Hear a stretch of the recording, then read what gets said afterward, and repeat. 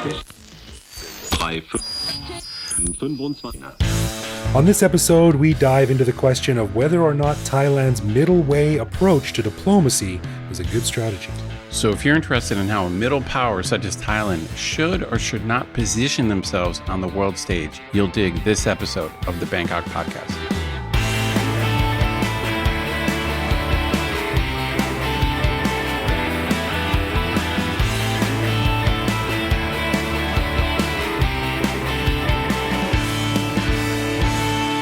Sawadee krap, and welcome to the Bangkok Podcast.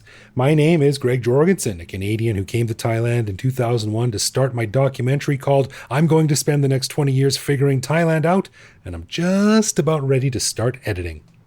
Oh, cool. I'm psyched. I want to see that. Yeah. And I met Knut, an American who came to Thailand on a one-year teaching contract 21 years ago, fell in love with impressing newly arrived tourists with my 20 words of Thai. So I never left. That's such a classic thing, isn't it, right? You're like, Leo Sai, wow. It's generally fun. For like a moment, we get like our moment in the sun, you know? Right. All right, we want to give a big thanks to all of our patrons who support the show. Patrons got a whole bunch of cool stuff, including our ad-free regular show a day early, emails with behind-the-scenes photos of our interviews, access to our Discord server to chat with me, Greg, and other listeners, and various other goodies. But best of all, patrons also get an unscripted, uncensored bonus episode every week where we riff on current events and Bangkok topics. We just finished recording this week's bonus show, and we heard Greg complain about his perennial pet peeve of loud music in restaurants, the surprise news that PayPal will continue working in Thailand despite them announcing they'd be cutting off access to non-business accounts, and my slightly uncomfortable discussion with my students when they asked me what Thailand should do about the situation in Ukraine. Yikes. Yeah, really. To learn how to become a patron, click the support button at the top of our website. Right, and as always, if you have something to say, a show idea or a joke, or just want to say hi and tell us how things are going, head to BangkokPodcast.com and click the little microphone button on the bottom of our website and leave us a voicemail that we will play on the show. For sure. All right, well, in this episode, we are, again, taking a cue from current events to discuss a topic that gets mentioned fairly often about Thailand, and that is the fact that on several levels, historically, culturally, politically, Thailand has been an in-between country, quote-unquote. While rarely coming down solidly on one side of an issue or the other, Thai culture is adept at stepping gingerly amid controversy until the best path becomes clear, taking the middle path, as it were. So as we watch things deteriorate quickly in Ukraine, as well as Thailand's rather milquetoast diplomatic response, which got a lot of play on Twitter, we are going to attempt to discuss whether this is an appropriate strategy for Thailand, or what it says about Thai culture and Thailand on the global stage. So this is your idea, Ed. It's a great idea, but I am not as SMRT as you. So I'm going to follow your lead on this, and let's dive into it. What are you thinking? Well, smart ain't the issue, that's for sure. But here's the weird situation I'm in, and I mentioned this on the bonus show. So I do teach a course, actually several related courses in world politics and international relations and American foreign policy. So I've been doing this for close to 15 years now, I think 14 years, something like that. But I teach it from an American perspective, or I just teach like international relations as in a global level, a kind of like a theoretical thing. Right. But yesterday, we did an online seminar on the crisis in Ukraine, and we had a huge showing. I was actually quite impressed that we had almost 150, about 145 students voluntarily logged in to check out our online seminar. Yeah, and it was just me and another professor just talking about it and giving our take after 1 week or so of this pretty tragic event. But the reason I got this idea for the show is a couple students typed in questions, and they asked, what do we think Thailand's response should be to this Russian invasion of Ukraine? And I didn't really know how to answer at the time. I kind of like like did a little dance step and said, "Oh, Thai people have to figure this out," or something like that. But I wasn't really prepared to. I wasn't really prepared to talk about what Thailand's view should be, and it just made me think that even after being here 20 years, and also having taught world politics for a long time, I just don't really think about things or world events from a Thai perspective. Like I don't, I'm American, and so I have my opinions, and I normally think in terms of American foreign policy, and I've thought a lot about America's role in the world. But you and I've been chatting about this, over the last 24 hours. It's just like I feel kind of odd that even though I've been here 20 years, I just haven't really thought about it from a Thai person's perspective, how they should respond to things. And it was immediately obvious to me that obviously the Thai angle on things is totally different from the American or Canadian angle. I mean, even if you just think about something as simple as tourism, where we know a huge part of the Thai economy is based on tourism. COVID has decimated the industry. And so I think the Thai government is within their rights to be focusing on what would be good for tourism. They're trying to revive the industry. And so maybe just it makes good business sense to not take a strong position on this ongoing crisis. Obviously, there's thousands, tens of thousands of Russian tourists. What's the point of taking some particularly strong stance and upsetting Russian tourists? So, I mean, I have more thoughts than that, but I mean, do you get my point? I mean, so, I don't think that's crazy. I don't think that's crazy for Thai people to think that way. No, yeah, I get it. And, I think part of it too is that, when you say that I have a hard time answering, thinking as a Thai person would, I mean, maybe you shouldn't have to. Like, I can't think as an American. You can't think as a Russian or an Australian. Like, but we've been here 20 years. We've been here 20 years, though, dude. Yeah. Okay. Fair enough. I was just going to say we all have our cultural DNA that's baked in, and that's what everything grows out of. Now that can go through several other layers of stuff on the way, but maybe it's also colored by the fact that there's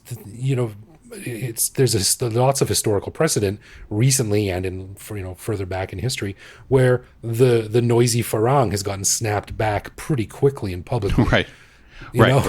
So maybe there's true. sort of that little subliminal subtext there that you're like, maybe I should just shut my mouth. Well, it got me to thinking about this idea. It seems to me that there have been many times throughout history that Thailand has found itself caught between either larger powers or greater forces. So right now, this is interesting to me because I don't know them all, and I want to get into it with you. Yeah. Okay. So I'm not an expert on 19th century Siam, but everyone knows that King Chulalongkorn is praised for being kind of the shaper of modern Thailand. He's the guy that kind of created and modernized Thailand. Right. And it's also well known that he was dealing with an extremely difficult situation because there were both British imperialists and French imperialists in Southeast Asia. So the British were in Burma and Malaysia. The French, were in Vietnam and eventually Laos and Cambodia.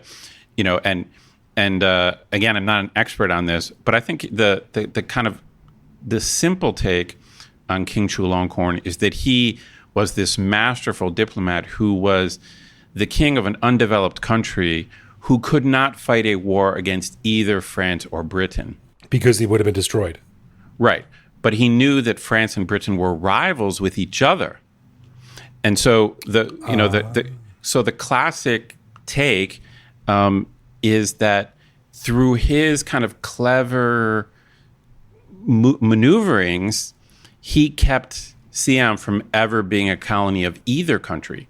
The idea being that like he would sometimes be closer to the British and then other times he'd be closer to the French, and he did kind of play both sides. He didn't pick a side. He didn't say we're choosing the British or he didn't do that. I mean, and again, I'm not an expert, and so we welcome any true historians or Thai historians who want to clarify. But I think this is the standard take, that he was a fairly brilliant strategist, diplomatic strategist, because he was dealing with a country that was less developed and couldn't handle a war against either power. But he played it just right. That, of course, he did give up territory. The French, took control of Laos and Cambodia. But this is all part of his strategy, that he kept Siam from ever being colonized completely. So this is just one example where Thailand was stuck in between these powers. And then, of course, you are a big fan of the World War II situation, which I'll let you talk about a little bit. But, this idea that Thailand was in between the Japanese and the British and the Americans. Right. I was just going to say that your description is made me think of a metaphor like the action hero in a movie who's getting shot at by a bunch of bad guys, and he walks between them, and both guys on either side try to shoot him, and then he ducks out of the way, and both bad guys shoot each other. Right. So as with everything, I have to filter it through a pop culture reference.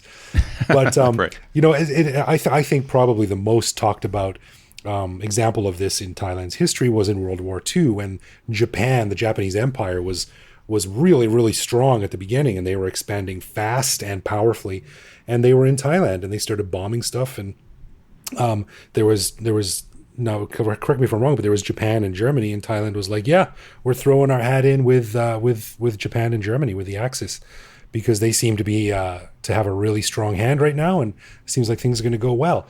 But I'm obviously not a historian, and I'm probably shortchanging it a little bit. But when the tide started to turn and it became clear that things were not going to end well for the Axis powers, Thailand switched its allegiance with the Allies.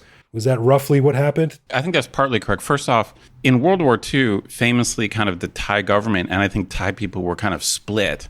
So Prime Minister Phibul, he did choose the Japanese side, because at that time Japan was rolling and it looked like Japan was going to win the war. Right. But then as Japan started losing, he did start talking with the West. So he was kind of playing both sides. But it is an example of Thailand being stuck in the middle and being weaker and having to figure out how to manage this situation. And we've done whole shows on Prime Minister Phibul, and he's a really fascinating guy. And some people look at him and say, "Oh, he picked the wrong side." But the bottom line is, when he made that choice, it was probably the right decision, because Japan was rolling across Asia. Right. Pearl Harbor was this massive surprise attack, and it looked like Japan was going to win. So I mean, it was probably the right call in a way. At the time, yeah. And we should say too, this is not a diss against Thailand. Like, this is a strategy that I love to use, and I think everyone uses it, right? Like, you got two options, two situations, two decisions that need to be made, and you're like, well, let's see how this plays out before I come down on one side or the other. Like, it's a completely understandable thing. Right, but the deal he made with Japan was that Thai soldiers would not have to fight, which they mostly did not fight. So he let Japan into Thailand to get to the British, but he kept the Thai army out of the war. So, but I think it just serves our general thesis that this is part of Thailand's identity in the global order, that they've been in a bunch of these situations where they're kind of stuck in between stronger powers, and they have to figure out how to manage this. Now, of course, Thailand is not directly implicated in this Russia-Ukraine thing. They're not directly implicated. But no, and we should give some quick background too. Basically, what happened when the entire world was sort of denouncing this and coming out with firm sanctions and things like that, Thailand released a diplomatic statement that was, it was pretty weak. It was basically like, "Come on, fellas, everyone, calm down. Can't we settle this with words instead of bullets?" kind of thing. And it got a lot of criticism. It got a lot of support. Like, a lot of people thought that Thailand should have been a bit stronger. So that's what this whole central issue was about. Yeah, basically, at least on Thai Twitter, it led to a debate about whether Thailand should pick sides in this Russia-Ukraine thing, whether they should clearly say, hey, this invasion is wrong, or whether they should possibly support Russia.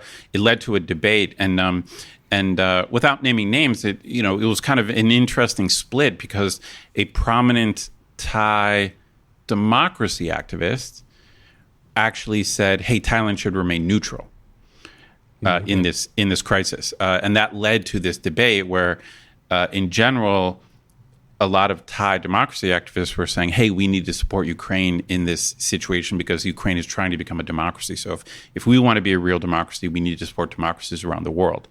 Right. But it just, to me, it just opens up this question of how Thailand tries to figure out its role in the world. And it's funny just being here so long. I really have never thought about it too much. And here's a silly, this is a somewhat silly analogy, but I'm going to throw it out there anyway. And I know you're not a sports guy. I know you're not. And I'm really not a sports guy. I'm really not a sports guy either. But in American sports, there's often a very unequal playing field where you have certain teams or franchises that are extremely wealthy and then other teams that are not, but they have to play the same game and they just have different budgets. It's just like a small software company competing against Microsoft. And so fair enough. So there are efforts in American sports to try to balance it, but very famously it's difficult to do that. So you have franchises like the New York Yankees that have like an incredible budget, and then you have smaller teams like I grew up with the Cleveland Indians. They've now changed their name to the Cleveland Guardians, and we're just a mid-market team, and we have to deal with like a different payroll. And it's funny because, and I know this is a little bit of a silly thing, but it dawned on me that as a Thai person, you're not thinking like the New York Yankees. But as an American in the world, I am thinking like the New York Yankees. Okay, so this is kind of an American. This is kind of an American frame of mind. I realized that, hey, as an American, when I think of America in the world, I'm like the New York Yankees. I'm like a superpower. That's how I think of America in the world. But I realized that's a very American way to think about it. Sure. Yeah. Yes. Okay. Sorry. But you know what I mean? It's like, but obviously most countries are smaller or less powerful. And, I don't think Thailand is not particularly small or particularly poor. We've talked about this before. Thailand is very much a middle income. Like it's an emerging economy. Yeah. Right. But it's still a different frame. Like you're not a superpower. You're not, you know what I mean? So it's like, it's just the way you approach every issue is different. So this was just my realization when, as an American, it's just like I immediately want to come out and say, hey, this invasion is wrong. And like Thailand should take a strong stance and say this is wrong. But then, reading some of this debate on Twitter, I realized I just wasn't thinking like a Thai person. I wasn't thinking, I wasn't looking at it. I wasn't looking at it from the angle of a Thai person. Right. Now, let me ask you this. Losing face is a concept that we're all familiar with, and it's very common for Thai people, like personally, on a personal level, you don't want to lose face. Can you scale that up, do you think? Does the whole concept of like losing face diplomatically work into this, do you think? It might. Again, you and I were chatting about this earlier. I think there is something about, I don't know what to call it, the Thai personality, or maybe it's just a part of Thai culture, that they really don't want to upset anyone. And so if your position is, I don't want to upset anyone, then sometimes if two, let's say two foreign countries are at odds with each other, then you want to be neutral. Your first reaction is, I don't want to pick a side. Mm-hmm. If we pick the side of Ukraine, we're going to upset Russians. If we pick the side of Russia, we're going to upset Ukrainians. So let's just stay out of this. So maybe that is part of the kind of Thai, I don't know what, Thai personality, because they really don't want to upset people and they don't want to be confrontational. I don't know if it's a question of culture or if it's a question of just power. Like I said, this might be just the way, this might just be the way a country has to think if you're not that powerful militarily or economically. Yeah.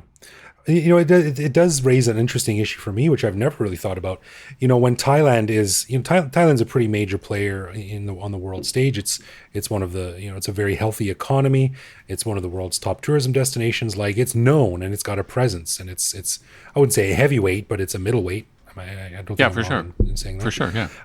So when Thailand is sort of like speaking to the world on the world stage, it's an important time, it's an important issue, and it's an important opportunity. So I mean, this is kind of a larger question, and perhaps it's a bit rhetorical, but does Thailand, or any country for that matter, is their response to the world or their message to the world based on politics, culture, or diplomacy?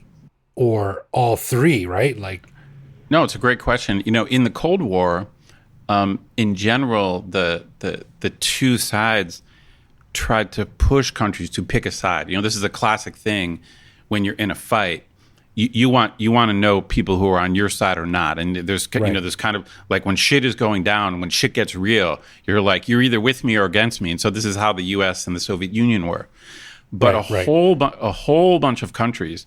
Now, most of them are poor countries. A whole bunch of poor countries got together, and they basically said, we are non-aligned. And so they were kind of pushing back and saying, like, hey, screw you. Like, we got starving people here. Like, we have bigger things to worry about, yo. Yeah, we don't got, no, but the superpowers think what's going on with them is the big thing. But you had a lot of undeveloped countries saying, we're not going to play your game. Like, we're not going to pick a side.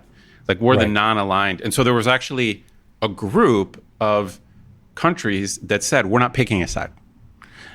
Which from our superpowers point of view was probably like, what do you mean you're not picking a side? Like, you got to pick a side, right but that's so I guess my genesis, the reason for this show is that my immediate first instinct was, of course, Thailand should take a position, stand up and take a position and say, like, this invasion is wrong. But then when I really thought about it and I read some of the arguments for why Thailand might want to be neutral, it at least made me think about it more. Like, I'm not sure I've changed my mind, but I suddenly realized that I don't really know the way someone in the Thai government has to think about the world. It's just not the way someone in the US or Canada is thinking about the world. It's not the same calculus. Well, of course, and I mean, like, any country's reaction or like, speech to the world kind of thing is going to be tinged by their unique culture and history and their unique point of view, which outsiders can't have, because we're outsiders. Or at least it's hard. We should be able to do that. I mean, we should be able to put ourselves in the position of other countries, but it's harder than it sounds. Like, this is what I've learned. We can't even sing the Thai national anthem word for word. I'm not sure I'm ready to put myself in the shoes of a Thai diplomat. One out in this case is, I think the Thai government could take a position being opposed to the invasion, but that doesn't mean they have to be opposed to the Russian people. It's obviously it's the Russian people who are tourists in Thailand and Ukrainian people who are tourists in Thailand. So you can still be welcoming to tourists and take a position, I think, on these important world affairs. So maybe this is another example of Thailand, sort of doing the middle path at first and then coming down another side. And that was, of course, in during the beginnings of the Cold War, when the U.S. and its allies were really trying to stamp out communism. And Thailand became a sort of an anti-communist partner to them against the spread of communism in Asia. So they did come down on a side there, but I'm not, this is maybe a whole rabbit hole that I'm not smart enough to get into. But that was probably a whole lot of backroom discussions going on about that. Yeah, no, they definitely did come down on a side eventually, for sure. Yeah, but it's just I don't know. It's just my thinking that it's almost like a different way to think about Thailand or Thai history, that I just realized there's a lot of ways that they've been just stuck in between. Even more generally, you don't hear the phrase Indochina very much anymore. But I mean, Thailand, just historically, or Siam historically, India was this massive early empire. China was this massive early empire. And so this whole part of the world we're in was called Indochina. And it's, I don't know if it's not politically correct, but I mean, in a way, it's historically accurate, because in a way, like, Thai culture is kind of a mix of Indian and Chinese culture. Interesting. Last time I heard that phrase was probably in Pulp Fiction, when Marcellus Wallace says it to someone hiding in a bowl of rice in Indochina. Didn't he say that? He said Indochina? That's funny. Yeah, it's funny. I don't know if that word is considered. I don't know. Do you know if that? I don't know if that word is, like, not appropriate anymore. But I think it is accurate to some extent that, because Siam developed later than India. You know, India had a civilization 3,000 years ago, and China had a civilization 3,000 years ago. Right. So Siam or Thailand has been in between. So I don't know. I'm curious. Any of our Thai listeners out there, I'm curious what you have to say to this idea. Is Thailand stuck in between in kind of the world? Is this how Thai people feel? I mean, in a way, even more generally, you could say currently Thailand is kind of stuck in between maybe the influence of China and the influence of the U.S. We've talked about this before. You know, Yeah. Many Thai people look to the West. Maybe they want to be more American or more Western, but then other Thai people are they're saying, hey, we're Asian, we want to be more Chinese. So again, Thailand seems in between. Just similar to how the United States has always found itself in the sphere of Mexicana. You know, the two countries on either side being pulled. Should we align with Mexico or Canada? What's going to be? Yeah, we're always struggling. Like, do we want to be more Mexican or more Canadian? You're right. This is something that we worry about a lot. That's a direct parallel for sure. Yeah. Anyway, I think it's an interesting idea. We don't have any answers. This is more of a giant hypothetical episode, but it is an interesting discussion, and it's easy, I think, for someone to come out and say, no, you have to be this. This needs to be your position unequivocally, and maybe it should be. I don't know. But like you said, there's a lot of sort of caveats and what ifs that you'll find if you take a step back and look at it a little bit differently from a different point of view. No doubt. I mean, I feel like I should be better at seeing the world through Thai eyes, but the bottom line is 20 years ain't enough, apparently. So 20 years of living here and I think 14 years I've been teaching world politics. Apparently that's not enough. So maybe I need more time. Well, it sounds like a really nice Krista Berg song, the world through Thai eyes or something like that. You can do that. Write a song about it and see if we can figure out. Anyway, yeah, listeners, especially Thai listeners, let us know what you think, because we're here to learn. Heck yeah, no doubt. All right, let's get into some love, loathe, or live with, where one of us picks a particular aspect of living in Bangkok, which we then discuss and decide if it's something that we love about living here, loathe about living here, or have come to accept as something that we just have to learn to live with, no matter how we feel about it. So last time I asked Ed what he thought about the lack of hot and cold taps in Thailand. So this week it's all about Ed. All right, dude. I know we've talked about certain things like our disdain for durian pizza. Disdain is a good word. What's your take? I'm just curious because I was happening to be in Burger King recently. Burger King now has a veggie. They have essentially a veggie Whopper, right? So I've been Right. back in Burger King. It's like my old days when I was eating meat. I'm in Burger King. I'm in line. It feels like the old days. Yeah, right. For me, it feels like the old days. But you know how these international fast food chains, whether it's Burger King, McDonald's, it occasionally crops up at Starbucks, they will have a localized menu. And it'll be something like a Grapao burger or like tom yum French fries, or not tom yum French fries, but you know what I mean? The localized menu. Yep. So here's my question: have you ever, at a major international franchise, have you ever had like the localized stuff? Like for me, I can't remember ever ordering that. Have you ever done that? Yes, dude, and I loved it. It was a long time ago, and this is fairly common now. They actually have it at 7-Eleven, but back when it came out, it was pretty new, and it was called the Samurai Pork Burger at McDonald's. And it was a pork patty, but instead of bread buns, it had sticky rice buns. Oh, is it really? Is that it? So that was supposed to be like a Thai thing. Well, that was the first time I ever saw it. And I mean, sticky rice and barbecued pork. I mean, how much more Thai can you get, right? Yeah, and it was awesome. Awesome. Oh, really? It was wow. the perfect combination of food ingredients. Okay, this is funny. It just dawned on me because I can't remember ever ordering one of those localized things. This is a larger topic because they do have stuff like tom yum potato chips. And that, they do have that kind of stuff. But I was thinking more. I was thinking more in terms of like these fast food franchises, and I was just trying to wonder, like, is there anyone who orders this stuff other than Thai people? Like, do Farangs who are used to going to McDonald's or Burger King or wherever, do they walk into McDonald's and say, yeah, I want the Grapau burger?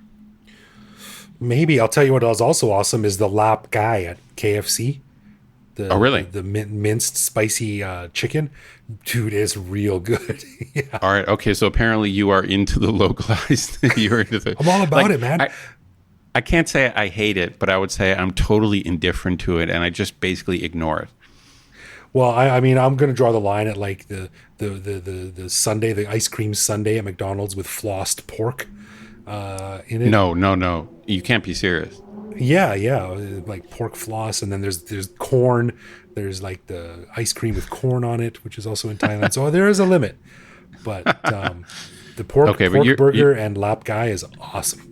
Okay, you sound like you're somewhere between a love and a live with. I sound more like a love and obsessed with myself. All right. I'm gonna go with. I guess I don't hate it. I just ignore it. So I'm gonna have to go with live with. But interesting. Okay. Maybe I should be more adventuresome. Sure, try it. I mean, you're a vegetarian, so your options are probably a bit more limited. But you can have the ice cream with corn. Oh man, that's brutal. That's brutal. Hey man, you made your bed. You sleep in it. That's funny. Good one. Hey, let's do something new. We asked our listeners to send us a voicemail using the little microphone button on our website to see if they have something to say. And this week we heard from Eric. Hey guys, I was just wondering, as I turned on your newest episode for this week, what is the audio clip and the music you have in the intro? I don't know if you've gone over this before, but maybe if you haven't, you could give us a breakdown of what those clips are and why you chose them. Cheers. That's a great question because I have no idea what it's saying. Yeah, it's funny. Thanks for the voicemail, Eric. That was really funny that you asked that because I have discussed this with this before with one of our patrons, actually, our friend Dr. Daniel, who is German or who speaks German. I'm not sure. Daniel, I'm sorry. I'm not sure if you're German or just speak German. But either way, he speaks German because he wrote to me and told me what it means. Now, the beginning of the show starts with some static and it goes, and then it says a couple of words that are cut up a little bit, and then we cut into the theme music. Basically, the story is, I don't know where I got that. I just maybe recorded a little clip of a random YouTube channel somewhere about 5 or 6 years ago. So I don't know. I just like the fact that it simulated someone searching the dial, and I didn't know what it means, but I sent a reminder email to Daniel and I asked him what it said. And it says, I'm going to try my best German here. 3,5,25. Which apparently, according to Dr. Daniel, means 3, 5, 25. And he said it cuts out between the end, so it probably taken from some longer sentence somewhere. So that's what it means. That's great. I didn't know that. I did not know that. 25. There we go. So 3, 5, 25. That's all it means. It's gobbledygook. It's nonsense. I don't know where it comes from. It just sounded cool. So there you go, Eric. Now you know. Good answer. Good answer. And as for the music, it's funny, Evo arranged it back like halfway through season 2, I think, my co-host in season 2. And I can't even remember. He did it all. He contacted some freelance musician guy, and we paid him a little bit of money to make the theme for us. And he came up with something that we kind of liked. And I think we started using it regularly at the beginning of season 3. Season 2 was a little bit wacky. Sometimes we had music, sometimes we didn't. But yeah, so that's where the music comes from.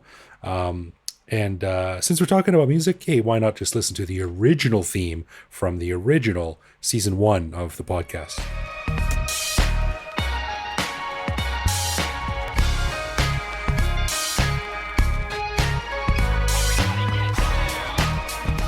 All right. A final thanks to all of our patrons who support the show. Patrons get a ton of cool perks and the warm, fuzzy feeling knowing that they're helping support the show. Find out more by clicking support on our website. And connect with us online. We're Bangkok Podcast on social media, bangkokpodcast.com on the web, or simply bangkokpodcast@gmail.com. We love hearing from our listeners and always reply to our messages. Yeah, baby. You can also listen to each episode on YouTube. Send us a voicemail through our website that we'll feature on the show, or even reach out to me directly on Twitter, where I am BKK Greg. So thanks for listening, everyone. Take care of yourselves, and we'll see you back here next week. For sure.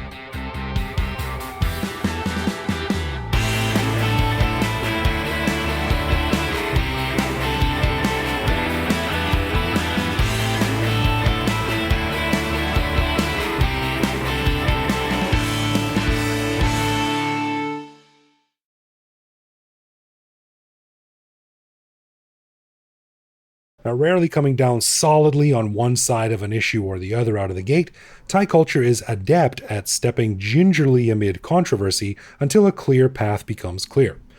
Wait, that's silly. Until a path becomes clear, just say. Until a path, how about the best path? Yeah, okay.